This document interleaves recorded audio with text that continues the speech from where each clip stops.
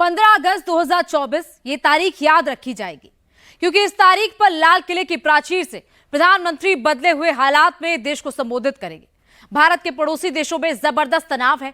बांग्लादेश में तख्ता पलट हो चुका है, पाकिस्तान में सियासी उठापटक चल रही है और चीन से तनाव कम नहीं हो रहा। दुनिया में एक महायुद्ध चल रहा है। रूस यूक्रेन की सेना आमने सामने है। दूसरा महायुद्ध इजराइल और ईरान के बीच कभी भी हो सकता है। इस माहौल में हिंदुस्तान की सेना अब पूरी तरह से आत्मनिर्भर हो गई है। अब वो अपने हथियार खुद बना रहे हैं। अगर युद्ध के जैसे हालात बने तो भारत के पास टॉप गन है। इंडिया टीवी के defence editor made in India weapon का पूरा टेस्ट आपको दिखाएंगे, जिससे समझ में आएगा कि हिंदुस्तानी कारखाने से निकले हुए ये हथियार बहुत जबरदस्त है।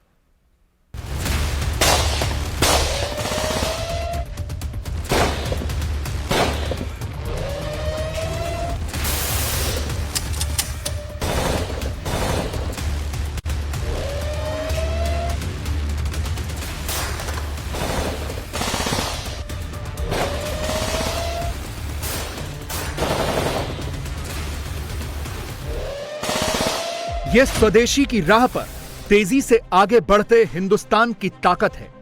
भारत का डीआरडीओ सेना के लिए ऐसे ऐसे अत्याधुनिक हथियार तैयार कर रहा है जिन्हें देखकर देश का दुश्मन कांप उठेगा। ऐसे एक नहीं, कई हथियार हैं।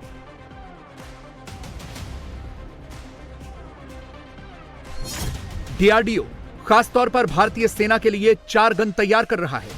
पहली है असमी लाइट मशीन गन, दूसरी है जेवीपीसी कार्बाइन गन, तीसरी उग्रम देसी असॉल्ट राइफल है और चौथी है सीक्यूबी कार्बाइन। इन चारों की खासियत यह है कि ये पूरी तरह से स्वदेशी हैं। क्वीन ऑफ बैटलफील्ड भारतीय सेना की इन्फेंट्री को कहा जाता है और इसीलिए सबसे जरूरी है इन्फेंट्री स्मॉल आर्म वेपन। इस समय डीआरडीओ की एआरडी लैब तैयार कर रही है कई आधुनिक वेपन मेक इन इंडिया के तहत। सबसे पहले असमी जिसे हाल ही में तैयार किया है और डिप्लॉय किया गया है। उसके बाद है जेवीपीसी जॉइंट वेंचर प्रोटेक्टेड कार्बाइन कहा जाता है। क्लोज क्वार्टर बैटल के लिए रेंज करीबन 300 से 400 मीटर है वो है, और उग्रम जिसे 86 कहा जाता है करीबन 500 मीटर की इफेक्टिव रेंज के साथ। और इनमें सबसे ज्यादा कारगर हथियार है असमी सब मशीन गन। इस गन की बहुत जल्द भारतीय सेना को डिलीवरी होने वाली है।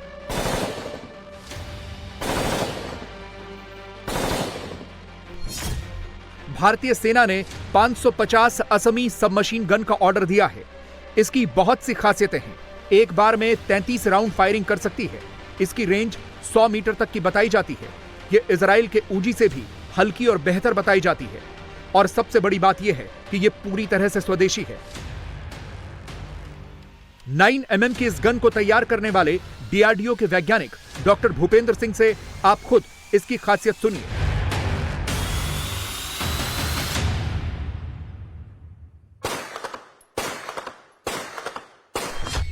सर, असमी को लेकर बहुत सारी बातें कही गई।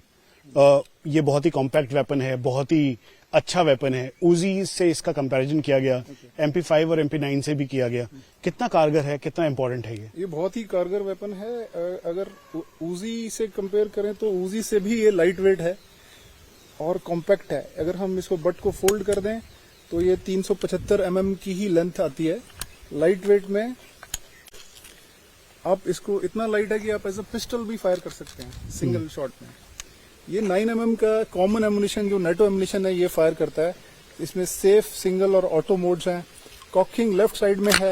इसको आप अगर चाहें तो राइट साइड में भी शिफ्ट कर सकते हैं, दोनों तरफ। यस, इसको जस्ट आर्मर लेवल पे इसको निकाल के इस तरफ फिट करना है तो ये दोनों साइड से फायर करता है।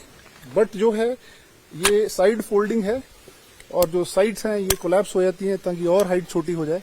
जब आपको चाहिए तब आप इसको यूज कर सकते हैं। इसका एक्सेस इस तरह से है कि जब ऑप्टिकल साइड डालें तो सेम एक्सेस फॉलो होता है, तो आपको चीक रेस्ट जो है मूव नहीं करनी पड़ती। तो सेम चीक रेस्ट आपको लगाने की जरूरत नहीं है। ये जो पिकाटिनी रेल है फुल लेंथ रेल है। इस पे आप वर्ड की कोई भी ऑप्टिकल साइट इस पे बिठा सकते हैं और इसको और कारगर बना सकते हैं। यह सब मशीन गन एक बहुत गेम चेंजर हथियार बताया जा रहा है। इसीलिए भारतीय सेना ने इसे तुरंत अपने लिए ऑर्डर किया है, जिसकी डिलीवरी भी जल्द होने वाली है। हमने खुद इस गन को चलाकर इसका ट्रायल लिया है। देश आत्मनिर्भरता की तरफ आगे बढ़ रहा है, इसीलिए हमने तय किया कि देश की ये शक्ति दिखाने के लिए हम पुणे की एआरडी लैब में चलें। यहां पर ये जो वेपन मेरे पास है, इसका नाम अस्मी है, जिसे लेफ्टिनेंट कर्नल प्रसाद और भूपेंद्र सिंह, जो यहां पर साइंटिस्ट एफ हैं, उन्होंने ज्वाइंटली इसको तैयार किया है। ये 9mm है और इस समय नॉर्दर्न कमांड से लेकर स्पेशल फोर्सेस जो देश की है, उनके पास ये है।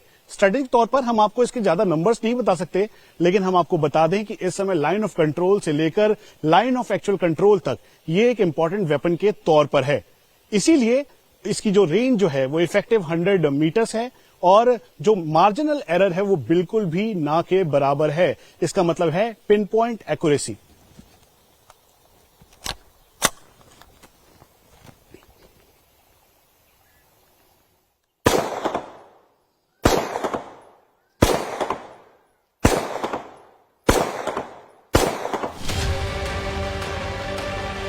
डीआरडीओ द्वारा तैयार एक और खतरनाक हथियार है जेवीपीसी, जो एक कार्बाइन है।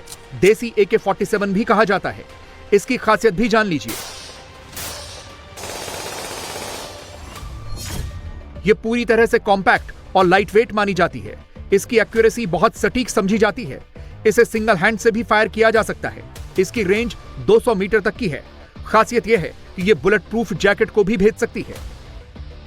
यह जॉइंट वेंचर प्रोटेक्टेड कार्बाइन है।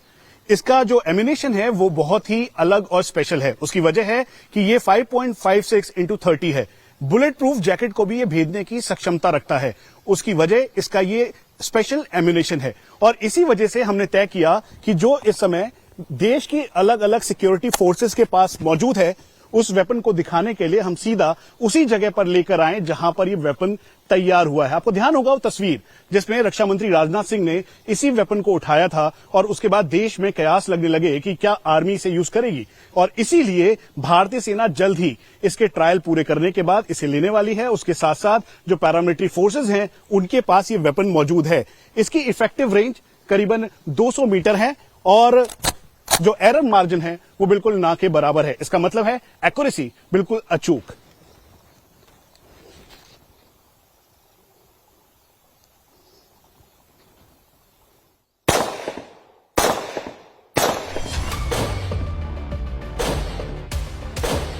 डीआरडीओ ने ऐसे खतरनाक हथियार कोई एक दो नहीं बल्कि कई बनाए हैं।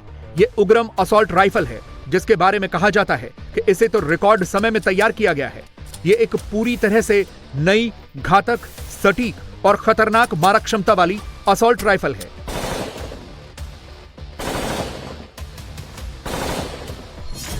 उग्रम का वजन 4 किलोग्राम से भी कम है और इसकी रेंज है 500 मीटर की।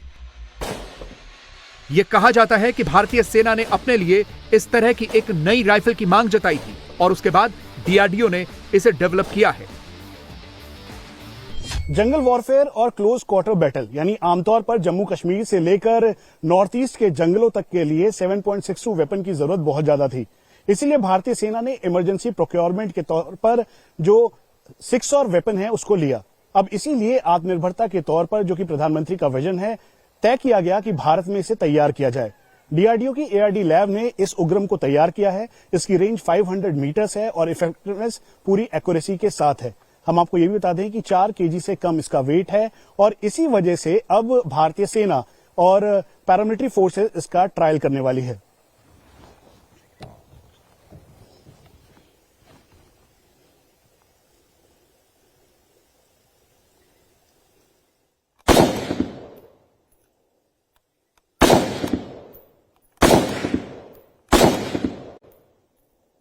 बहुत जल्द इंडियन आर्मी को पिनाका रॉकेट सिस्टम का एडवांस वर्जन मिलने वाला है, जिसके बाद रॉकेट लॉन्चर की रेंज 120 किलोमीटर या उससे ज्यादा होगी। पिनाका MK3 एक long range guided rocket system है। इसके 2 वेरिएंट्स बनाए जाएंगे, पहला 120 किलोमीटर की रेंज का और दूसरा 300 किलोमीटर की रेंज का। हम लोग आर्टिलरी रॉकेट्स में बहुत सारा काम किया है पिनाका सिस्टम्स डेवलपमेंट करने में। ये सिस्टम में 3 टाइप्स ऑफ सिस्टम है। इसमें 38 किलोमीटर्स का, 50 किलोमीटर्स का और 75 किलोमीटर्स का 3 वेरिएंट हम लोग डिज़ाइन और डेवलपमेंट करके इंडियन आर्मी में इंडक्शन हुआ है। इसकी जरूरत इसलिए पड़ी क्योंकि चीन की सेना ने भारत के बॉर्डर के पास 300 किलोमीटर रेंज के रॉकेट लॉन्चर लगा रखे हैं। भारत का पिनाका रॉकेट सिस्टम पूरी तरह से स्वदेशी है और किसी भी मौसम के लिए कारगर है। ये जो पिनाका सिस्टम आप देख रहे हैं उसमें अभी 3 वेरिएंट्स है। एक पिनाका मार्क 1 जो ऑलरेडी आर्मी के पास है। More than 10,000 numbers are already supplied to the army and I want tell you that ये कारगिल वार में भी पार्टिसिपेट कर चुका है। उसके बाद वाला वर्जन है 50 kilometres range enhanced version of Pinaka, वो इंडक्ट हो चुका है, यूजर एक्सेप्ट किया हुआ है। अभी फिलहाल आजकल का डेट में guided version of Pinaka 75 kilometres के लिए जो चल रहा है वो अभी यूजर ट्रायल का स्टेज में है। तो ये 3 वेरिएंट है, लेकिन इसमें खास बात यह है कि एक ही लॉन्चर से फायर करना है। जो भी हम करेंगे एक ही लॉन्चर से करना है। तो each launcher is equipped with the functionality of firing all variants of Pinaka. ये पिनाका को लेके हम 13 किलोमीटर से 75 किलोमीटर तक के दूरी में जो भी टारगेट्स है उसको डिफीट कर सकते हैं। और एक गाइडेड पिनाका की खासियत यह है कि जो भी टारगेट है उसका 30 मीटर्स का एक्यूरेसी में वो गिरेगा और डिफीट कर देगा। पिनाका एक ऐसा रॉकेट लॉन्चर सिस्टम है जो 100% सफल है, इसीलिए अब इसकी दुनिया में डिमांड बढ़ रही है। यह भारत के लिए अच्छी बात है क्योंकि यह पूरी तरह से स्वदेशी है। इंडियन आर्मी तो यूज कर ही रही है, दुनिया के देशों से भी डिमांड आ रही है। पिनाका एक उसे अपग्रेडेशन के साथ लेकर आ रहे हैं, उसके अलग अलग और वेरिएंट हैं। कितना इंपॉर्टेंट और गेम चेंजर के तौर पर है, क्योंकि चाहे अलग अलग बॉर्डर्स हों लाइन ऑफ एक्चुअल कंट्रोल के या फिर इंटरनेशनल बॉर्डर के पास या फिर एलसी पर, हर जगह उसका डिप्लॉयमेंट स्ट्रेटेजिक डिप्लॉयमेंट है। मैं डिप्लॉयमेंट का जिक्र नहीं करूंगा, लेकिन ये जरूर जानना चाहूंगा कि कितना इंपॉर्टेंट और गेम चेंजर के तौर पर इस पिनाका को देखा जा रहा है। पिनाका बहुत ही इम्पॉर्टेंट वेपन सिस्टम है बिकॉज उसका कॉस्ट भी कम है। आप मिसाइल यूज़ करोगे तो कॉस्ट बहुत बढ़ जाता है, बट पिनाका का एक्यूरेसी भी अच्छा है, तो it's a area denial weapon. तो अभी जो हमारे पास 37 किलोमीटर्स का पिनाका है, बट उसके रेंज अभी हम लोग जो काम कर रहे हैं उसे एनहांस रेंज पे काम कर रहे हैं। फिर हम लोग एक गाइडेड पिनाका पे भी काम कर रहे हैं जिससे नंबर ऑफ रॉकेट्स आपको कम फायर करना पड़ेंगे। फिर हम लोग much longer ranges than what is available today. I will not be able to say the range का क्या होगा, बट ये वो पिनाका सिस्टम्स पे भी काम शुरू हुआ है। इसीलिए डीआरडीओ भी इंडियन आर्मी के लिए रोबोटिक सोल्जर बना रहा है। इन्हें भारतीय सेना को मिलने में अभी वक्त लगेगा।